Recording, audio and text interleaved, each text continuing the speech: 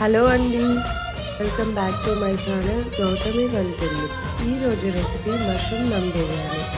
ఎలా చేయాలో డీటెయిల్గా ఫుల్ లెంత్ వీడియో చేశాను. కింద లింక్ ఇస్తాను, తప్పకుండా చూడండి, ట్రై చేయండి. సింపుల్గా చేసుకోవచ్చు, ఇంకా టేస్ట్ కూడా సూపర్ ఉంటుంది.